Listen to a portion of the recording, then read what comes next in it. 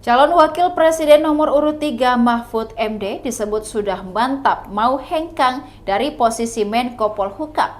Sehubungan dengan itu, Presiden Joko Widodo merespon santai. Berdasarkan informasi dari Kompas.com, Presiden Jokowi menjelaskan jika dirinya menghargai rencana Mahfud MD mundur dari Kabinet Indonesia Maju. Kata Jokowi, keputusan itu merupakan hak dari Mahfud MD dan dirinya sangat menghargai hal itu.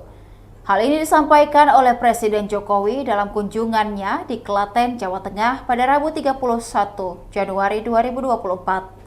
Meski demikian, Presiden mengaku sampai saat ini dirinya belum mendapat laporan soal mundurnya cawapres nomor urut 3 tersebut. Kendati akan ditinggal oleh Mahfud MD, Presiden Jokowi menegaskan bahwa Kabinet Indonesia Maju saat ini masih sangat solid.